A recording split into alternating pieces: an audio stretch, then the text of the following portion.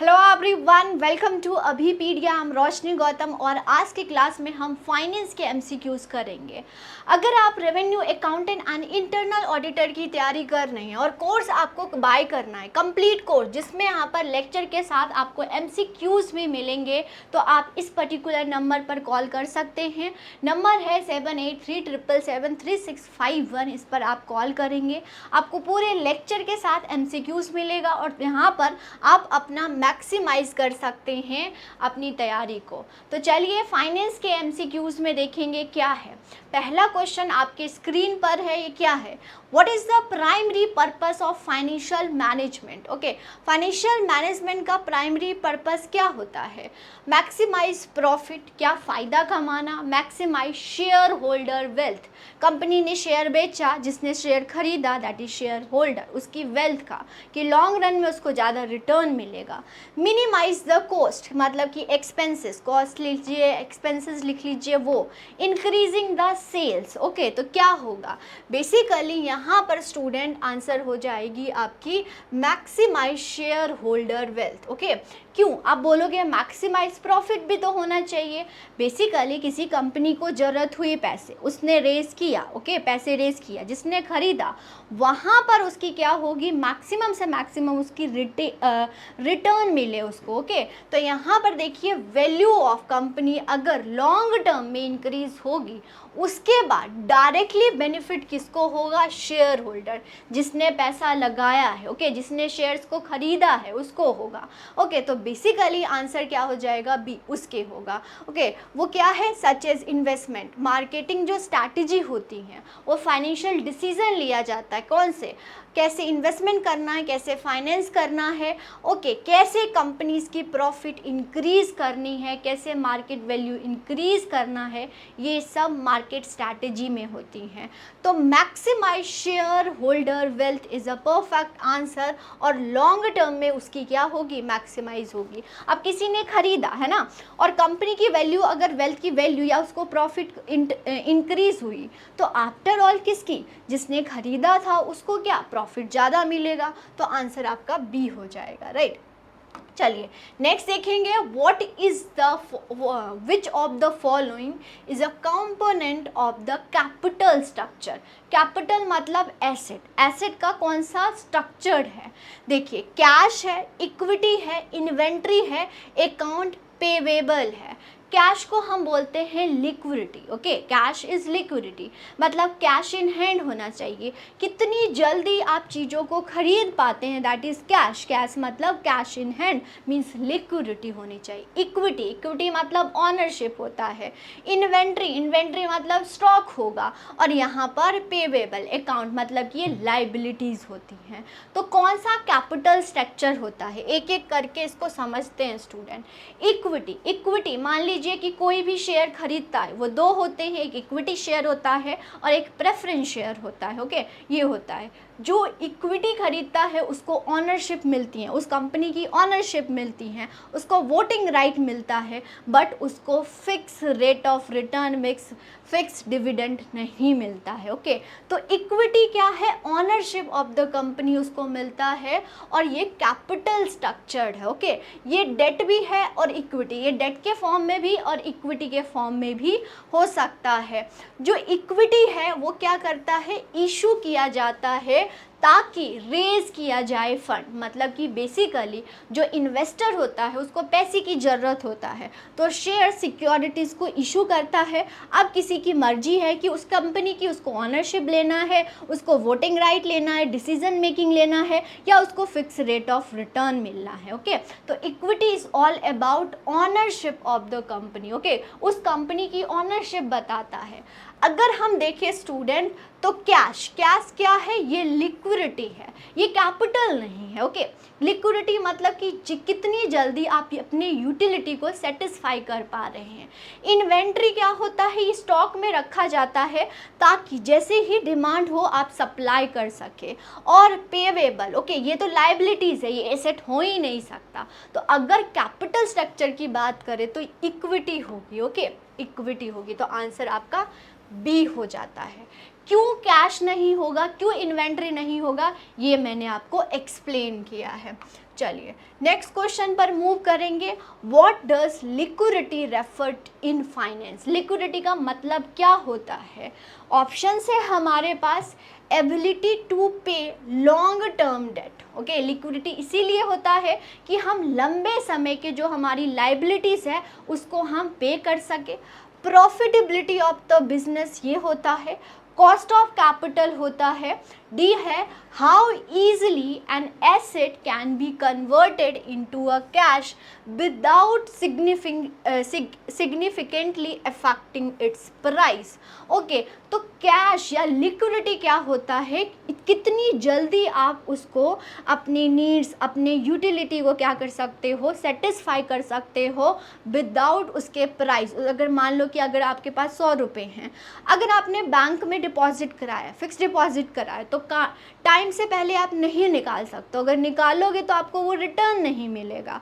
Okay, तो without affecting the price, तो D answer होते हैं। लेकिन सारे ऑप्शन को हम एनालाइज कर लेते हैं। लिक्विडिटी मतलब क्या होता है? How easily an asset can be converted into a cash. एकदम से आप कैश में कन्वर्ट कर सकते हो। ओके, और अपनी यूटिलिटी को सेटिस्फाई कर सकते हो। High liquidity means an asset can be sold quickly. Okay, बिल्कुल आप क्विकली या फिर बहुत जल्दी क्या कर सकते हो, सोल्ड कर सकते हो without minimizing their value. Okay, उसकी वैल्यू को मिनिमाइज, उसका कॉस्ट, उसकी जो चीज़ है उसको वैल्यू कम करनी है। अब मान लो कि आपको लिक्विडिटी की ज़रूरत है, ओके, और आपके पास शेयर्स है, तो अगर आप बेचोगे तो वो आपको रिटर्न नहीं मिलेगा जो आपने खरीदने वक्त सोचा था। राइट, ये चीज़ है, ये चीज़ है। अब क्यों 3 ऑप्शन नहीं होंगे लिक्विडिटी? अब एबिलिटी टू पे लॉन्ग टर्म डेट क्या होता है? ये फाइनेंशियल हेल्थ होती है, आपकी फाइनेंशियल हेल्थ बताती हैं, आप सॉल्वेंट हैं या इंसॉल्वेंट है ये बताता है आपको। Okay, long term debt. Profitability business क्या होती है कि उसके पास कितना वो पैसा जनरेट कर पा रहा है, कितना उसने इन्वेस्टमेंट किया और उसको कितना रिटर्न मिला, ये क्या होती है, किसी कंपनी की प्रॉफिटेबिलिटी होती है। ये भी लिक्विडिटी नहीं होगी। Cost incur by the company to raise the fund, कितना पैसा उसने लगाया, वो एडवर्टीजमेंट करता है। ओके, पेपर्स में डालता है, एडवर्टीजमेंट लगता है, सर्टिफिकेट बनाता है, उस सब में कॉस्ट लगता है, तो क्या होता है, कॉस्ट ऑफ कैपिटल हो गया। कैपिटल रेस करने के लिए वो कितना इनिशियली रेस कॉस्ट लगा रहा है, वो कॉस्ट ऑफ कैपिटल हो जाएगा। ठीक है, तो आंसर आपकी डी होगी। क्यों नहीं ये होगा, ये भी हमने समझ लिया। चलिए नेक्स्ट क्वेश्चन पर मूव करते हैं। नेक्स्ट क्वेश्चन क्या है? What is the purpose of diversifying in the investment portfolio? Portfolio मतलब ही क्या होता है, आप अपने रिस्क को डाइवर्सिफाई कर दिया। म्यूचुअल फंड बहुत मतलब मान लीजिए जो रिस्क अवर्जर है, जो रिस्क टेक नहीं कर सकता है, जो को डर लगता है कि अगर उस इन्वेस्टमेंट हम करेंगे तो हमारा पैसा डूब जाएगा। ओके, ये है, तो वो क्या करता है, मल्टीपल चीज़ों पर, ओके, मल्टीपल चीज़ों पर इन्वेस्टमेंट करता है ताकि अगर एक में पैसा डूब गया तो दूसरे से रिटर्न आएगी, दूसरा डूब गया तो तीसरे से आएगी। तो पोर्टफोलियो इट मीन्स क्या होता है, आपने अपने इन्वेस्टमेंट को डाइवर्सिफाई कर लिया, मल्टीपल चीज़ों पर इन्वेस्टमेंट कर ली। तो क्यों किया जाता है? ताकि इंक्रीज हो सके रिस्क, ताकि डिक्रीज हो सके लिक्विडिटी, ताकि रिड्यूस हो सके रिस्क और मैक्सिमाइज हो सके रिटर्न्स। तो पोर्टफोलियो में इसीलिए इन्वेस्टमेंट किया जाता है ताकि आप अपने रिस्क को, ओके, पैसा आप लगा रहे हो, क्या पता रिटर्न आए ना आए, इन चीज़ों को देखते हुए आप अपने रिस्क को रिड्यूस करने के लिए आप इन्वेस्टमेंट करते हो। ओके, तो डाइवर्सिफिकेशन क्या होता है ये पहले देख लीजिए। आप अपने जो पैसा है उसको स्प्रेड कर रहे हो, आप मल्टीपल चीज़ों पर इन्वेस्टमेंट कर रहे हो, ना कि आप मोनो इन्वेस्टमेंट कर रहे हो, मीन सिंगल चीज़ों पर इन्वेस्टमेंट कर रहे हो। ओके, जिससे आपके रिस्क क्या हो जाएंगी, रिड्यूस हो जाएंगी। इंक्रीज रिस्क तो होगा नहीं, तो आंसर तो एक गलत हो जाएगा। इससे याद रखिएगा, जब हम डाइवर्सिफाई करते हैं, पोर्टफोलियो इन्वेस्टमेंट करते हैं, तो आप लिक्विडिटी इंक्रीज करते हो। राइट, एक चीज़ को आपने क्या किया, कन्वर्ट कर लिया।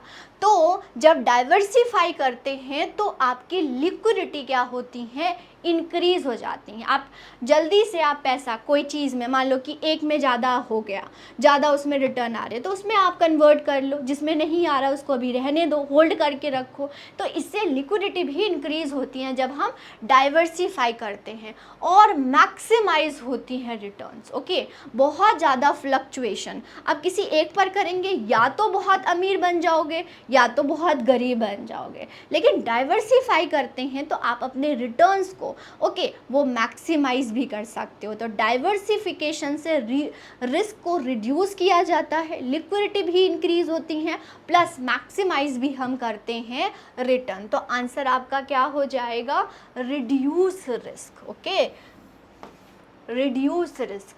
चलिए नेक्स्ट क्वेश्चन पर मूव करेंगे स्टूडेंट। नेक्स्ट क्वेश्चन है, विच of the following is not type of financial market? नहीं है stock market, bond market, real estate market और प्रोडक्ट मार्केट। चलिए चारों मार्केट के बारे में पढ़ लेते हैं। ये कौन सा मार्केट है? Stock market. Okay, stock market क्या होता है?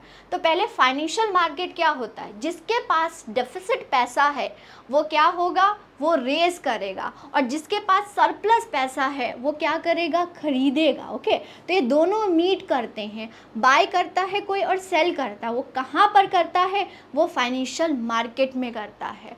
फाइनेंशियल मार्केट में स्टॉक हो गया, बॉन्ड हो गया, डेरिवेटिव्स हो गई, इन सब की ट्रेडेड होती हैं। इनफैक्ट कमोडिटीज़ की भी ट्रेडिंग होती हैं। अब सबसे पहले हम देखेंगे स्टॉक। स्टॉक मतलब ही होता है, एक शेयर होता है। जब एक सिंगल कंपनीज की आप शेयर्स खरीदते हो, स्टॉक मतलब मल्टीपल कंपनीज की आप खरीदते हो। तो where share is a publicly traded companies are bought और सेल, मतलब जो लिस्टेड कंपनीज हैं वो बाय और सेल करती हैं, कहाँ पर? स्टॉक मार्केट में।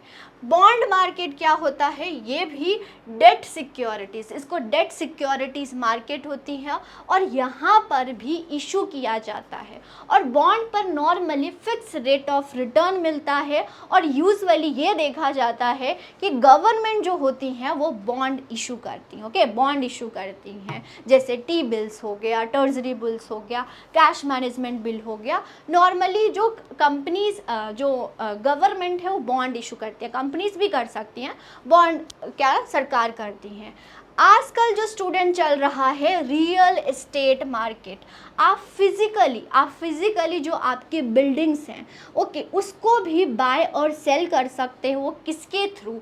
Real estate investment trust of India. Okay, ये है, यहाँ पर कर सकते हो। इट मीन्स आप जैसे रोड्स होते हैं ना, रोड्स बना दिया, रेलवेज बना दिया, उसमें भी आप क्या कर सकते हो, इन्वेस्टमेंट कर सकते हो, उसका भी है। ओके, तो रियल एस्टेट में क्या होता है? जब आप अपनी प्रॉपर्टीज़ का ट्रांजैक्शन करते हो, फिजिकली एसेट का आप ट्रांजैक्शन करते हो, तो कहाँ करते हैं? रिट्स में, that is real estate investment trust of India में करते हैं।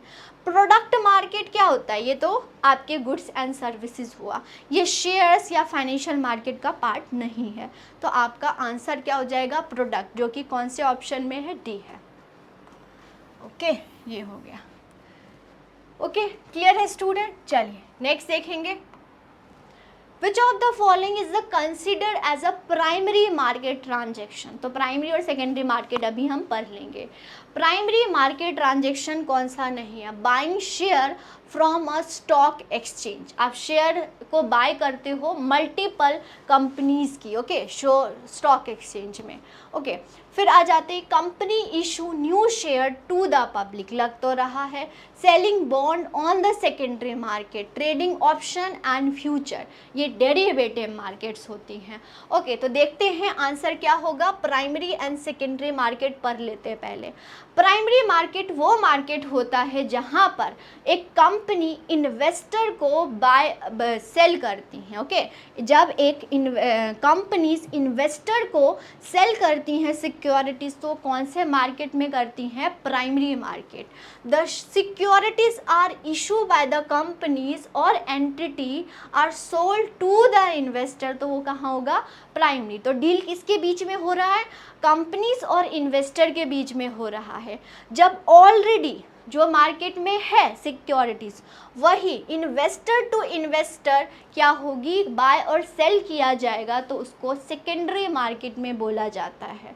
ओके, जो ऑलरेडी इशूड शेयर्स होती हैं, ओके, नई शेयर को इशू किया जाता है कहाँ पर, प्राइमरी, और प्राइमरी में ही हम आईपीओ और एफपीओ पढ़ते हैं, इनिशियल पब्लिक ऑफर और फॉलो ऑन पब्लिक ऑफर। ठीक है, अब देखिए securities can only be sold once, okay, पहली बार, जिसको आईपीओ बोलते हैं, फर्स्ट टाइम। ठीक है, securities can be sold multiple, उसी चीज़ को मैं मान लो मैंने खरीदा, आपको दे दिया, आपने किसी को दे दिया, तो वही बहुत मल्टीपल लोगों के पास जा रही हैं। ओके, यहाँ पर बहुत इंपॉर्टेंट है, जो प्राइस है ना सिक्योरिटीज़ को, वो कौन डिटरमाइन करती हैं, तो जो इशू कर रहा है वही डिटरमाइन करेगा। ओके, लेकिन जब सेकेंडरी मार्केट की अगर सिक्योरिटीज़ की बात करें, सिक्योरिटीज़ की प्राइस कैसे डिसाइड होती हैं, by the market force. Market force मतलब डिमांड एंड सप्लाई की वजह से होता है। ठीक है, ये है यहाँ पर क्यों किया जाता है, ताकि रेज किया जाए आपकी पैसा, फाइनेंस रेज किया जाए, एसेट रेज किया जाए। ओके, तो most money raise from the sale of the issuer को किया जाता है यहाँ पर लिक्विडिटी के लिए, है ना। आपके पास पैसा, आपके पास सिक्योरिटीज़ है, लेकिन आपको लिक्विडिटी चाहिए, है ना, तो आपको क्या चाहिए, बेसिकली लिक्विडिटी सेकेंडरी मार्केट का पार्ट है, या तो गेन होता है या तो प्रॉफिट होता है। यहाँ पर जो है usually use by the company to generate equity capital, और generally companies okay shareholder को दे देती है, शेयर होल्डर्स अपना आपको रखना है तो रखेंगे और किसी और को बेचना है तो बेच देंगे। ठीक है, ये होता है, तो ये सेकेंडरी मार्केट में हो जाता है। ठीक है, तो आंसर क्या हो जाएगा यहाँ पर, आंसर हाँ और देख लेते हैं। प्राइमरी मार्केट जहाँ पर न्यू सिक्योरिटीज आर क्रिएटेड और sold for the first time, ठीक है, वो आईपीओ भी हो सकता है और एफपीओ। याद रखिएगा, अगर एक कंपनी है वो पहली बार अगर इशू कर रही है तो होगा आईपीओ, इनिशियल पब्लिक ऑफर। अगर सेम कंपनी दूसरी बार कर रही है, एक company for the second time, तो फॉलो ऑन पब्लिक ऑफर होगा। लेकिन ये दोनों पार्ट किसका है, प्राइमरी मार्केट का पार्ट है। Okay, buying share from the stock exchange, ये क्या है, ये सेकेंडरी मार्केट ओके इशू होता है, ट्रेडेड अमंग द इन्वेस्टर, तो बाय स्टॉक एक्सचेंज में। अभी सेलिंग ऑफ सेकेंडरीज क्या होगी, जहाँ पर ऑलरेडी जो एग्जिस्टिंग शेयर्स है उसको बाय और सेल किया जाएगा। और ऑप्शन और फॉरवर्ड मार्केट जो होती है वो डेरिवेटिव मार्केट का पार्ट है। ओके, डेरिवेटिव, बहुत सारे डेरिवेटिव का पार्ट होता है, उसको भी मैं लेके आऊँगी। ऑप्शन और फ्यूचर मार्केट होती है। ठीक है, तो आंसर आपको क्या समझ आ गया, company issued the new share to the public, तो ये प्राइमरी हो गया।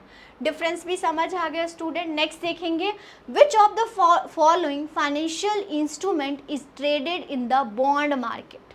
बॉन्ड मार्केट में क्या ट्रेड किया जाता है, स्टॉक, डेरिवेटिव, रियल एस्टेट या government and corporate bonds. Okay, वैसे तो मैं बहुत बार अभी बोल के आई हूँ तो आपको आंसर तो पता चल गया होगा। तो बॉन्ड मार्केट के बारे में पढ़ लेते हैं क्या होता है। ठीक है, चलिए, तो गवर्नमेंट, सबसे पहले देखते हैं स्टॉक। स्टॉक क्या रिप्रेजेंट करता है, ऑनरशिप।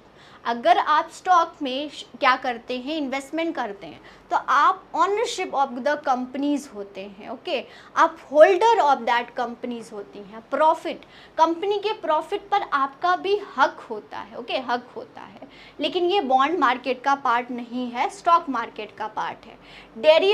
डेरिवेटिव्स क्या होता है, एक फाइनेंशियल इंस्ट्रूमेंट होता है जो कि अपने अंडरलाइन एसेट से ड्राइव होता है। ओके, जैसे कि स्टॉक से, बॉन्ड से, कमोडिटीज से होता है।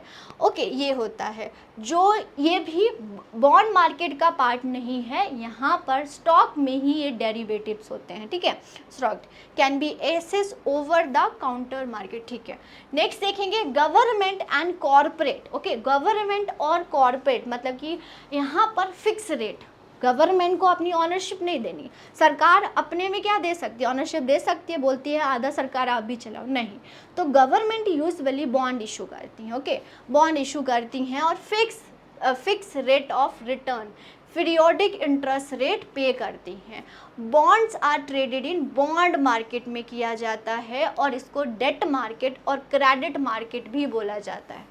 डेट मार्केट मतलब कर्जा, और क्रेडिट को, लोन लेने को हम क्रेडिट बोलते हैं, तो ये हो जाता है रियल स्टेट। रियल स्टेट क्या होता है स्टूडेंट? जहाँ पर फिजिकल प्रॉपर्टीज जैसे लैंड हो गया, बिल्डिंग हो गया, अदर स्ट्रक्चर को क्या किया जाता है, खरीदा और बेचा किया जाता है, जैसे रिट्स मैंने अभी आपको बताया, तो वो क्या हो जाएगा, रियल स्टेट हो जाएगी। ठीक है, क्लियर हो रहा है? लेकिन ये भी बॉन्ड मार्केट नहीं है, तो आंसर क्या हो जाएगा, सी।